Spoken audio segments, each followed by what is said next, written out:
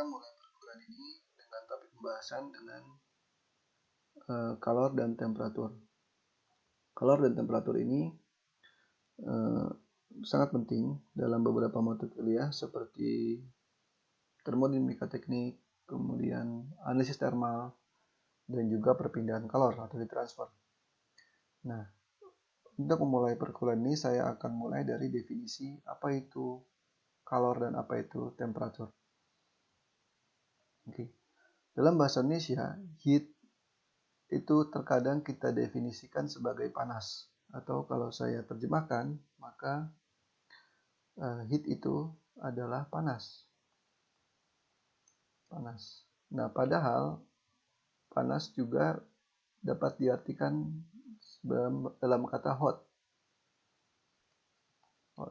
Lalu apa bedanya hot dengan heat?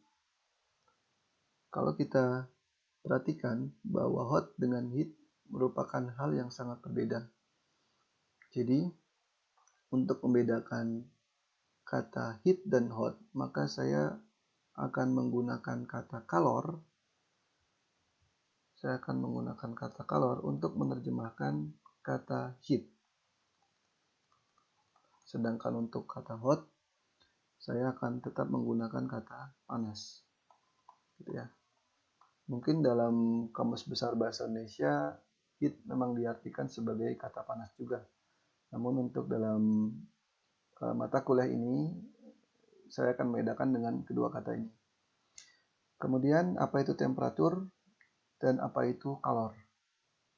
Nah, untuk membahas kedua kata ini, kedua istilah ini, saya akan coba mulai dari temperatur.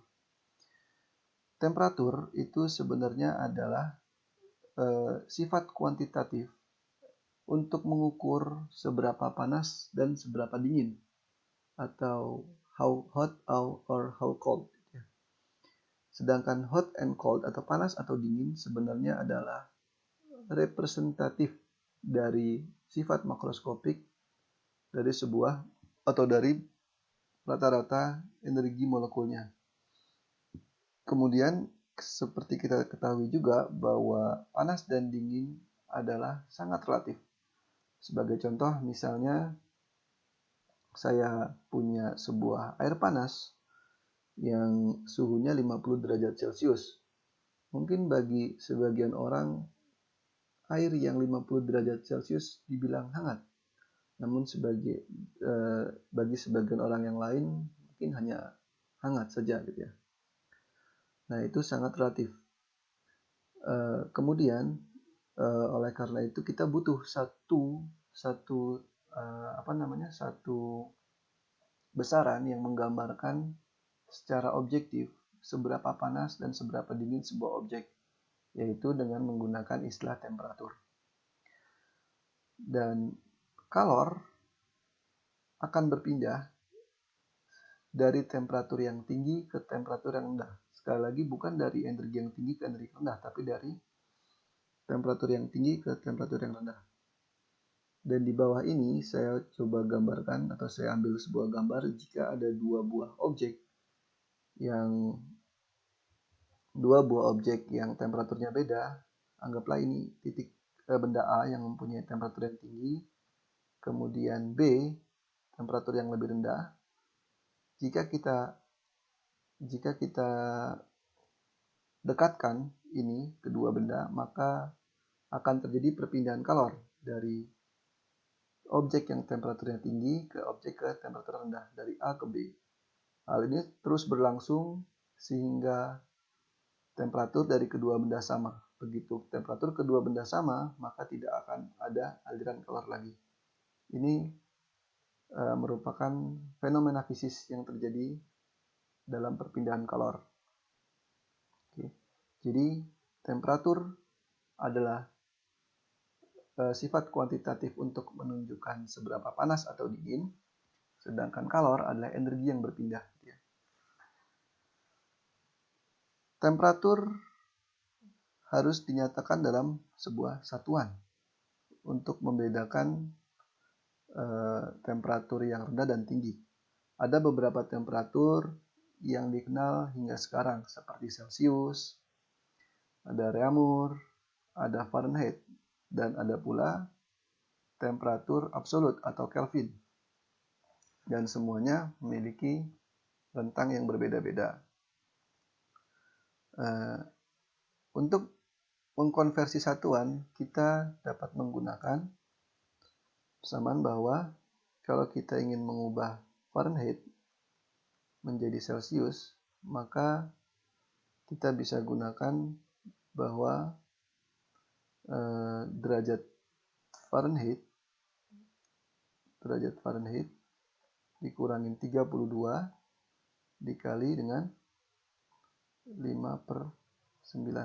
Ini adalah dalam Celsius. Kalau Reaumur ke Celsius misalnya, itu cukup kita kalikan dengan Reaumur dikali 5/4 dikali ya. Sedangkan Kelvin ke Celsius, kita tinggal kurangi Kelvin dikurangin 273. Ini mungkin yang sudah kita bahas sejak SMA atau SMP gitu ya. Jadi tidak perlu bingung jika ada temperaturnya bukan dalam bentuk yang kita biasa gunakan seperti Celsius. Dalam dunia ini mungkin yang paling banyak digunakan adalah temperatur dalam satuan Celsius. Hampir seluruh dunia kita. Reaumur mungkin zaman dulu Perancis mereka pakai. Kemudian Fahrenheit sampai saat ini di Amerika dan di Inggris mereka masih menggunakan satuan Fahrenheit, dan Kelvin merupakan satuan internasionalnya. Nah, ada sebuah problem atau soal, kalau sebuah termometer, sebuah ruangan atau sebuah lingkungan adalah 78 Fahrenheit, maka berapa sih temperatur ini kalau ditunjukkan dalam satuan Celsius? Maka kita bisa hitung bahwa temperatur dalam Celsiusnya adalah derajat Fahrenheit dikurangin 32, kemudian dikali dengan 5/9. Tahu kalau kita hitung jadinya 78 dikurangin 32 dikali dengan 5/9. Ya, kira-kira ini adalah berapa? 25,6 derajat Celcius. Silakan dihitung, mungkin ini salah perhitungan, tapi ya prinsipnya seperti inilah ya, gitu ya. Mudah ya, jadi hanya menggantikan temperatur dari Fahrenheit menuju Celsius. Itu tidak terlalu sulit.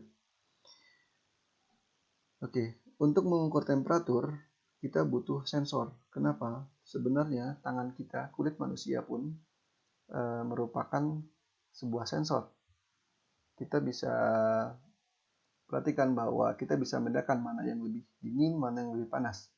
Namun sekali lagi itu sangat relatif gitu. Mungkin bagi sebagian orang ini terlalu panas, atau bagi sebagian orang yang lain ini ya cukup hangat gitu ya. Maka kita butuh alat ukur yang objektif dengan menunjukkan berapa suhunya, yaitu dengan sensor temperatur.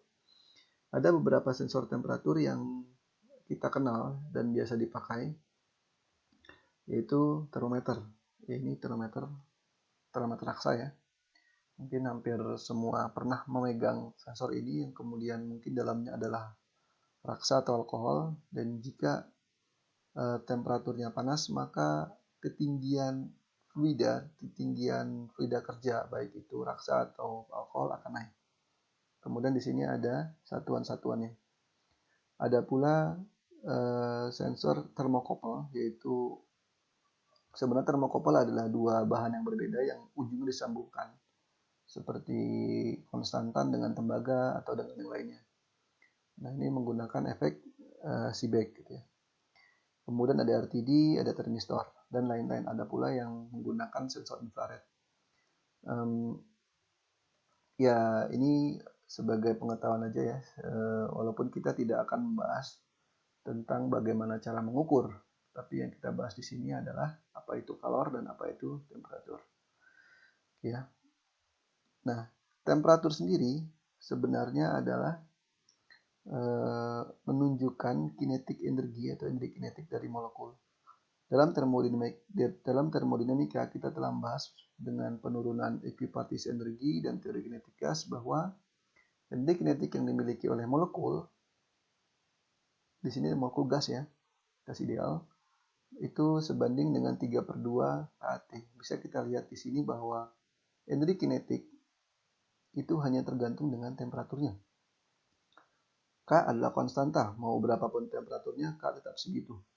Akhirnya kita dapat menunjukkan atau bisa menyimpulkan bahwa energi temperatur itu menunjukkan seberapa besar energi kinetik molekul dari sebuah objek.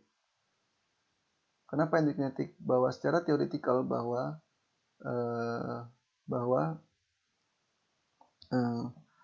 molekul selalu bergerak. Selama temperaturnya lebih besar dari 0 Kelvin, mereka selalu bergerak. Apakah itu gas, apakah itu fluida, apakah itu padat. Pada saat mereka dalam bentuk gas, pergerakannya sangat cepat, sehingga memiliki energi kinetik yang sangat besar. Dan temperaturnya pun tinggi gitu ya. Itulah mengapa kalau kita panaskan, awalnya dari padat, kemudian menjadi cair, yang molekulnya lebih bebas bergerak, kemudian kalau kita panaskan lagi, maka molekul liquid akan berubah menjadi molekul gas.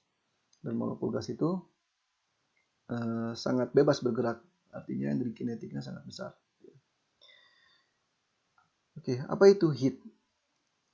Heat itu kalor. Kadang kita bingung karena heat diterjemahkan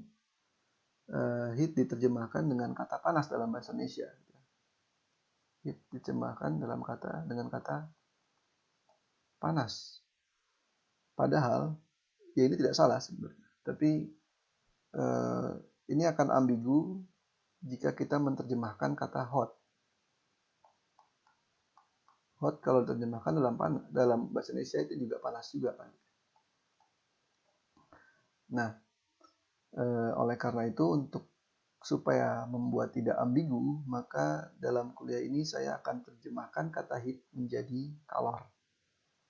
Itu ini kita rubah menjadi kalor. Kalor ya. Nah, pertanyaan selanjutnya, apa itu kalor? Lalu kita punya specific heat atau kalor jenis, ada juga sensible heat atau latent heat. Semua adalah hal yang berbeda. Oleh karena itu, saya akan coba bahas dari kata heat dulu. Heat adalah kata benda atau salah satu bentuk dari energi. Nah, heat ini atau kalor ini adalah bentuk energi yang berhubungan erat dengan temperatur. Semakin tinggi temperatur, semakin tinggi heat. Bisa jadi, walaupun heat tidak hanya bergantung dari temperatur, tapi bergantung dengan yang lain. Unit dari kalor akan sama dengan satuan dari energi, yaitu joule atau kal. Untuk satu kal, untuk memudahkan membayangkan berapa itu satu kal, maka satu kalori itu adalah energi atau kalori yang dibutuhkan untuk menaikkan temperatur 1 gram air sebesar 1 derajat Celcius. Artinya kalau misalnya saya punya air dalam sebuah gelas ini air, kemudian misalnya awalnya 25 derajat Celcius, ini berat airnya 1 gram, kemudian saya panaskan, saya berikan kalor, sehingga air yang 1 gram ini, air juga ya, menjadi 26 derajat Celcius. Berarti saya butuh energi sebesar 1 kalori. Itu definisi dari 1 kal. Dan 1 kal itu sama dengan kira-kira 4,186 joule. Atau 1 kalori, 1 kilo kalori itu sama dengan 4186 joule. Oke. Kemudian seperti kita ketahui bahwa kalor akan secara spontan berpindah dari temperatur yang tinggi ke temperatur yang rendah. Sekali lagi saya tekankan bahwa jangan sampai salah bahwa kalor berpindah dari temperatur yang tinggi menuju ke temperatur yang rendah. Seringkali kita bingung bahwa terkadang dikatakan bahwa kalor berpindah dari energi kalor yang tinggi ke energi kalor yang rendah. Yaitu tidak salah, tapi kurang tepat. Karena kalaupun kalornya besar, tapi temperaturnya rendah, maka dia tetap akan menerima kalor dari energi yang memiliki kalor yang rendah tapi temperatur tinggi. Jadi ini harus ditekankan lah ya. Jangan sampai salah lagi. Oke, seperti dengan energi bahwa energi kita tidak pernah dapat atau belum pernah dapat mengukur energi secara absolut. Maksudnya seperti ini. Kalau saya punya 3 buah benda, saya analogikan dengan energi potensial. Saya punya benda A, benda B, dan benda C. Gitu ya. Benda A, benda B, dengan benda C. Ketiga benda ini terletak di ketinggian yang berbeda. Nah, kalau saya tanya, manakah yang potensial atau energi potensialnya paling tinggi? A, B, atau C? Oke, kita bisa nyatakan bahwa energi potensial yang di C lebih tinggi kalau massa bendanya sama, ya kan? Kalau massa benda B lebih besar atau massa A lebih besar daripada C, belum tentu. Tapi kalau kita asumsikan bahwa massa benda A, massa benda B, massa benda C itu sama, maka kita bisa katakan bahwa energi potensial di C lebih tinggi dibandingkan yang B, dan energi potensial yang B lebih tinggi dibandingkan yang A. Ini relatif. Nah, akan tetapi kita tidak bisa melihat berapa sih energi potensial di A. Yang jelas kita bisa menghitung bahwa energi potensial di B, kalau saya tuliskan, maka energi potensial di B itu sama dengan energi potensial di A ditambah massa B dikali G dikali 10, ya kan? Dan ini sekali lagi relatif, karena kita tidak tahu energi potensial di A, kita tidak tahu gitu ya. Oleh karenanya, dalam kalor pun begitu. Misalnya saya punya 3 buah benda, X, Y, dan Z, gitu ya. Saya punya 3 buah benda, X, Y, dan Z. Kalau saya punya X suhunya 27 derajat Celcius, Y suhunya 77 derajat Celcius, dan Z 127 derajat Celcius, maka mana yang energi kalornya lebih tinggi? Kalau masanya sama, kalau massa jenisnya sama, kalornya sama, maka kita bisa asumsikan, kita bisa katakan bahwa yang paling tinggi adalah yang Z, karena temperaturnya lebih tinggi. Tapi kalau massanya berbeda, juga sama. Namun yang harus kita perhatikan bahwa kita tidak pernah tahu energi absolut di Z itu berapa, energi absolut di Y itu berapa, dan X itu berapa. Yang bisa kita hitung adalah energi kalor di Y relatif lebih besar dibandingkan dengan Y atau Z. Ya, jadi dalam pembahasan kali ini kita harus menekankan bahwa energi tidak bisa kita hitung secara absolut pada satu keadaan, tapi bisa kita hitung secara relatif terhadap acuan, dan acuan pun berbeda-beda gitu ya. Oke. Ini untuk menggambarkan bahwa kalor tidak bisa ditentukan pada satu keadaan, dan tapi kita bisa menghitung berapa sih perubahan energi kalor yang terjadi. Semisal saya punya 20 derajat Celcius 1 kg, anggaplah air. Kemudian saya panaskan menjadi 50 derajat Celcius. Maka kita harus panaskan, atau saya harus beri kalor di sini. Kalau saya bandingkan dengan ini, oke, ini saya punya massa air yang sama, tapi saya panaskan menjadi 100 derajat Celcius. Manakah energi yang lebih besar untuk memanaskan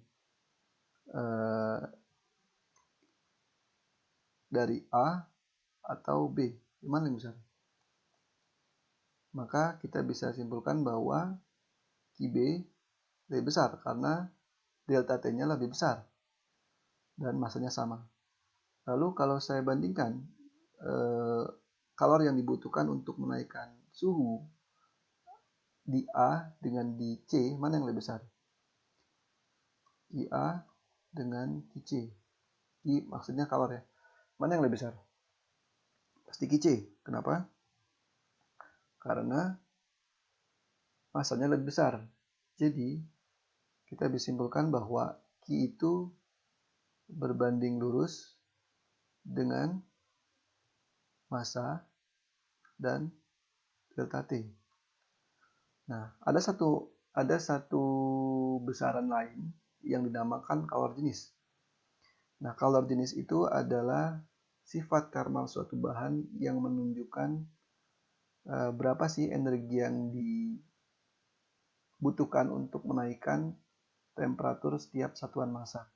Jadi setiap benda memiliki nilai kalor jenis yang berbeda-beda. Sehingga kita bisa rumuskan bahwa untuk menaikkan temperatur sebuah zat sebesar delta T, kita butuh energi sebesar ini. Nah, ini kita sebut dengan calor sensible. Kenapa calor sensible? Karena mengakibatkan perubahan temperatur. Apakah ada kalau kita berikan calor suatu zat, tapi temperatur tidak berubah? Ada. Gitu.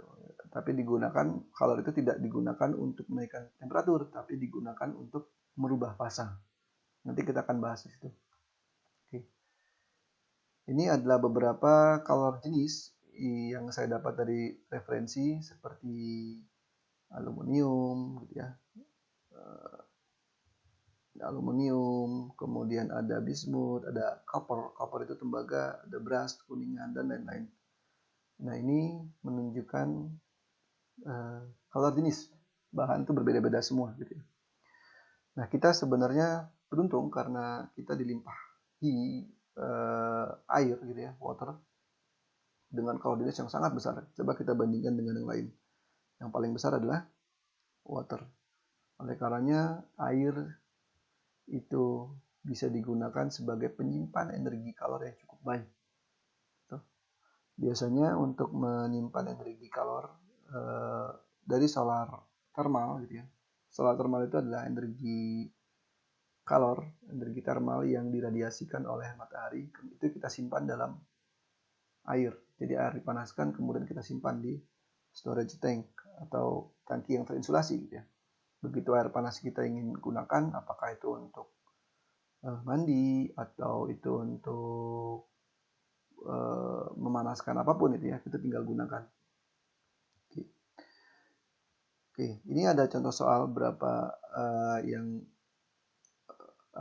berhubungan dengan kalor jenis. Jadi hitunglah energi yang dibutuhkan untuk memanaskan 5 kg air dari suhu 20 derajat Celcius menuju 100 derajat Celcius. Maka kita dengan mudah bahwa energi yang dibutuhkan adalah M dikali C dikali delta T. Q itu kalor yang dibutuhkan untuk memanaskan 5 kg. Kita tulis saja 5 kg dikali dengan 4186 dikali delta T. Delta T-nya berapa? 100 dikurangin 20. Jadi 5 dikali 4186 dikali 80. Itu sama dengan, kalau kita hitung dengan kalkulator, maka kita dapat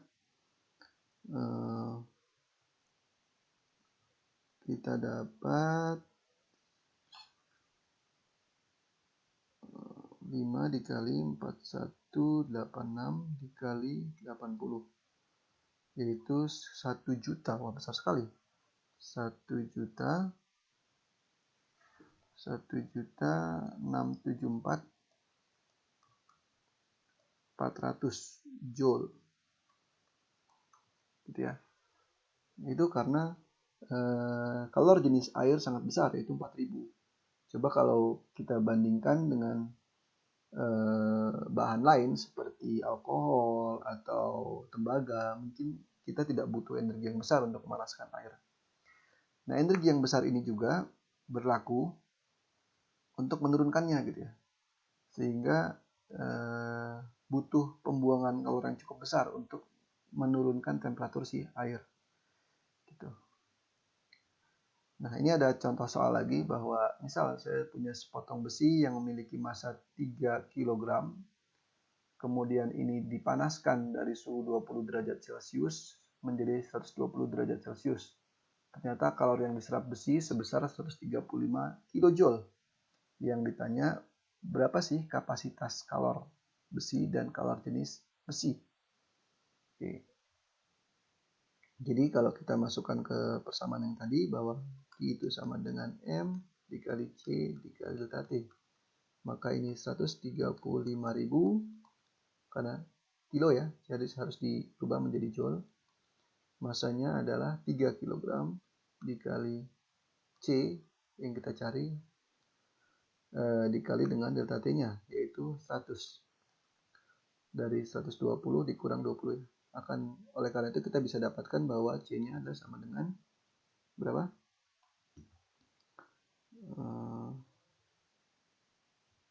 135.000 dibagi 3 dibagi 100 ya. Oke, maka kita dapatkan bahwa C-nya adalah 450 joule per kilogram Kelvin atau kilogram derajat Celcius. Nah, ini kalor jenis. Lalu apa sih kapasitas kalor? Kapasitas kalor itu adalah didefinisikan, mungkin disimbolkan dengan C besar, yaitu massa dikali kalor jenisnya. Jadi kita bisa kalikan adalah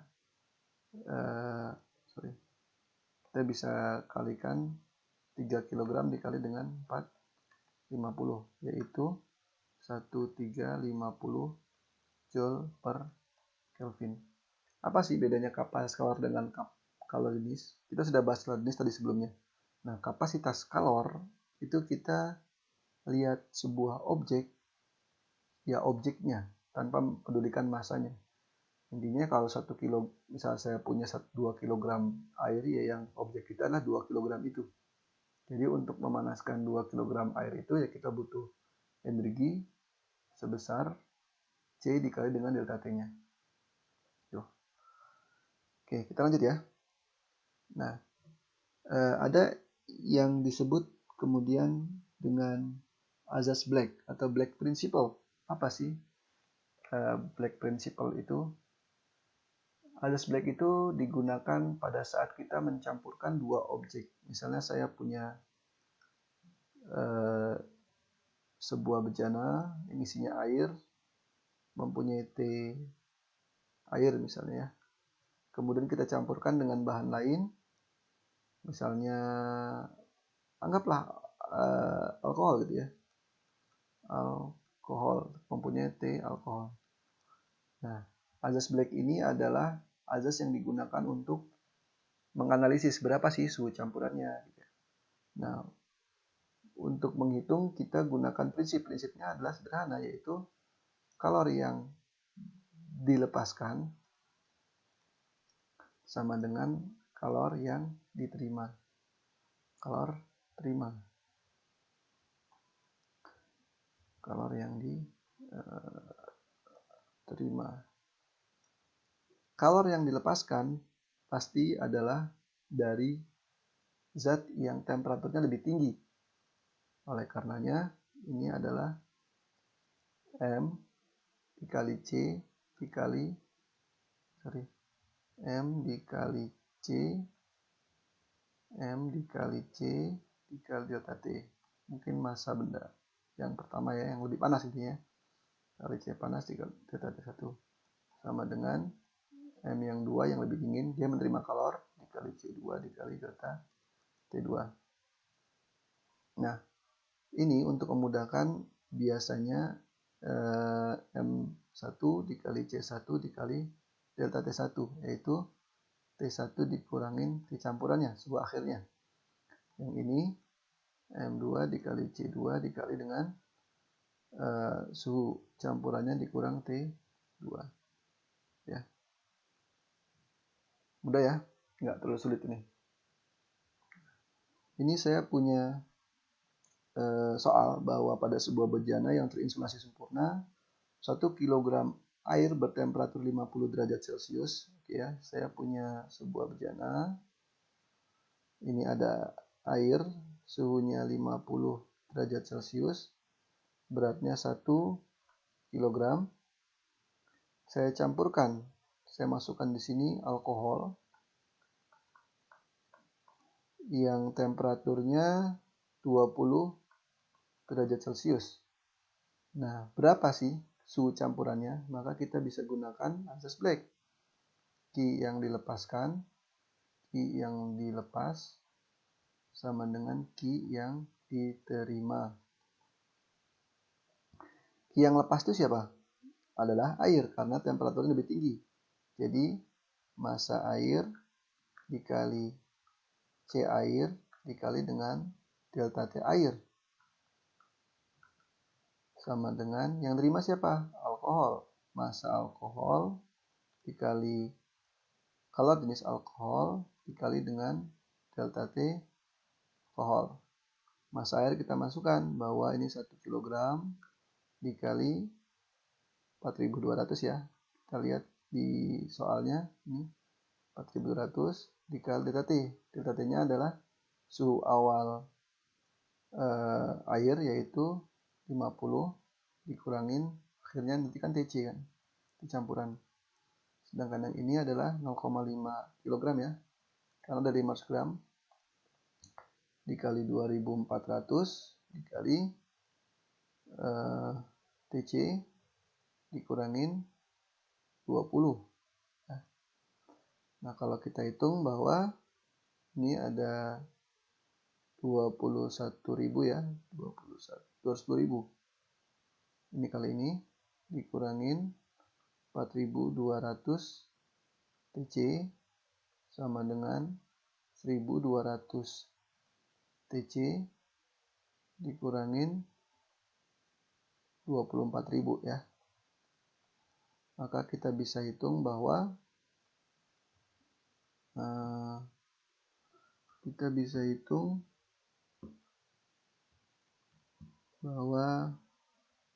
TC-nya kita pindahkan ke sana, berarti 4.200 ditambah 1.200 ya, yaitu 5.400 cc sama dengan 210.000 ditambah 24.000, 234.000. Oke ya, 234.000. Maka TC-nya, T campurannya adalah dibagi sekitar 43,33 derajat Celcius. Udah ya, jadi kalor yang diterima sama dengan kalor yang dilepas. Oke, kita masuk ke kalor laten. Apa itu kalor laten? Pada kondisi tertentu, pada saat misalnya kita mendidihkan air sudah ya nggak pada tekanan 1 atm, kita manaskan air, akhirnya air mendidih. Pada saat air mendidih, masih kita berikan kalor, kita panaskan gitu, maka temperaturnya tidak akan naik, maka dia akan stabil di 100 derajat Celcius sampai airnya habis tiba-tiba gitu. Nah, ini yang disebut dengan kalor laten. Jadi pada saat kita tambahkan kalor, temperatur si zat tidak berubah, akan tetapi fasanya yang berubah dari liquid menjadi gas. Begitu pula pada saat es mencair, dia akan tetap ada di 0 derajat Celcius sampai dengan berubah fasanya dari es dari padat menjadi cair. Itu yang disebut dengan laten. laten itu kan dalam bahasa Indonesia mungkin tidak terasa gitu ya, tidak terlihat, tidak dapat dirasakan. Nah, color laten ada dua, yaitu perubahan fasa dari fasa padat ke fasa cair, dan ada juga fasa cair ke fasa gas. Ini ada beberapa ada beberapa data gitu ya dari sumber yang saya dapatkan bahwa ini merupakan nilai-nilai dari color latennya. Nah, berapa besar color untuk mencairkan atau menguapkan sebuah zat, itu besarnya adalah color latennya, atau saya buat TL, yaitu dikalikan dengan masanya saja, massa zat dikali dengan latent heatnya. Apakah dia vaporization, apakah itu fusion? Fusion itu adalah mencair atau membeku, vaporization itu adalah mengembun atau menguap. Ya. Nah, ini ada soal, hitunglah kalori yang dibutuhkan untuk melelehkan 500 gram es. Jadi ini sangat mudah ya. Jadi untuk mencairkan es sebesar 500 gram itu kita butuh kalori sebesar M dikali dengan kalori laten lelehnya atau fusion. Jadi ini 0,5 kg dikali 334 ribu joule per kilogram. Artinya kita cukup menggunakan 667.000 joule. Itu ya. Itu latent heat. Nah, ini soal selanjutnya merupakan gabungan antara latent heat atau kalori laten dan kalori sensibel. Pertanyaannya adalah berapa banyak kalori yang dibutuhkan untuk mengubah 2 gram es pada 0 derajat Celcius menjadi uap air pada suhu 100 derajat Celcius. Ini adalah data yang mungkin dibutuhkan gitu ya. Maka untuk kasus ini maka yang terjadi adalah pertama, es akan meleleh.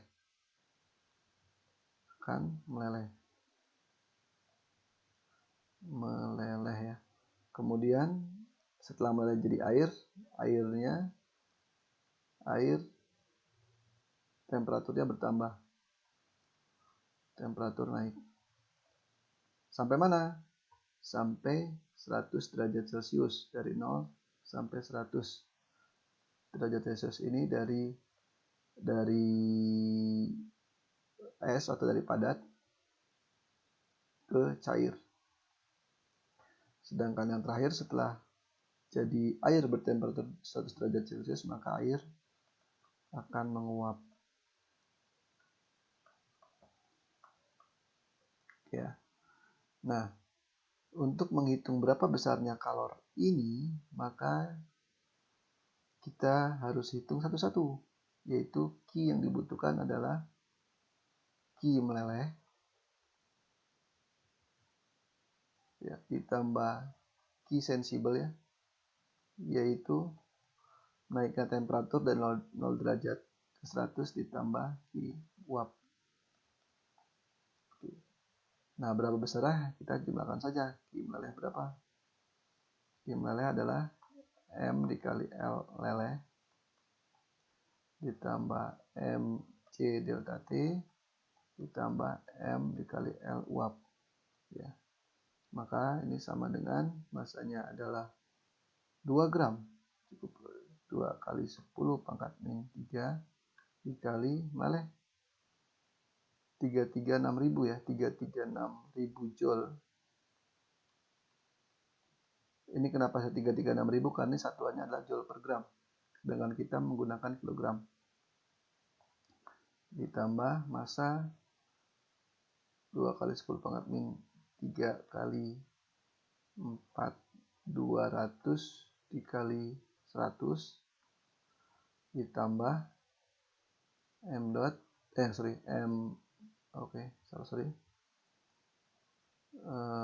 ditambah dengan penguapan 2 dikali ini ditambah dengan 2 kali 10 pangkat min 3 dikali kalor uap, yaitu 260.000. Akhirnya kita dapatkan bahwa total yang harus kalor yang dibutuhkan adalah